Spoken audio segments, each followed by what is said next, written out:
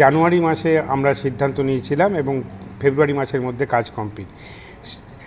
State finance commission থেকে টাকাটা আসবে, সেই টাকায় কাজ করবার। আপনি ওখানে লক্ষ্য করে দেখুন যে কোনো ফাইল আমার কাছে আসলে ন্যাচারালি চিফ ইঞ্জিনিয়ার হাতে হাতে নিয়ে আসলে আমরা সেখানে অ্যাপ্রুভাল দিই, কিন্তু এক্সিকিউটিং হেড কমিশনারের যদি অ্যাপ্রুভাল না থাকে এবং স্পেসিফিক একটা টাকা অ্যালটমেন্টের প্রসেস আছে, তার মধ্যে এনআইটির প্রসেস বললে কখনো সেটা একসঙ্গে এইভাবে প্রসেস হতে পারে না।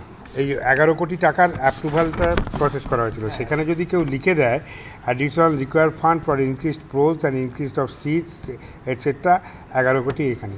র্যাটিফিকেশন inclusion additional street road, ratification departmental action for inviting short and spot tender for all works, এই যে এতগুলো লেখা, এটাতে কমিশনারের অ্যাপ্রুভাল না হলে কখনো কোনো জায়গায় যদি আমি তর্কের খাতিরে যদি ধরে নিই আমার সিগনেচারও রইল, সেটা র্যাটিফিকেশান নেবার ব্যাপারেই পদ্ধতিগত প্রশ্ন উঠেছিল বলে সেই র্যাটিফিকেশানের প্রশ্নেই কিন্তু এত বড় আলোচনা কিন্তু বিভিন্ন জায়গায় এসছে।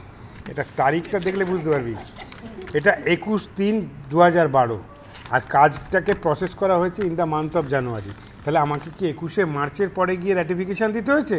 তা তো নয়। ন্যাচারাল কোর্সে এ নিয়ে কোনো বিতর্ক থাকতে পারে না।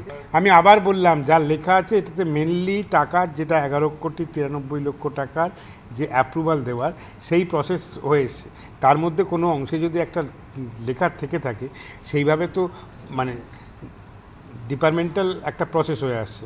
এক্সিকিউটিভ ইঞ্জিনিয়ার, অ্যাসিস্ট্যান্ট ইঞ্জিনিয়ার থেকে শুরু করে আদার্স যারা এমআইসিরা সই করলে আমাকে অ্যাপ্রুভাল দিতেই হয়।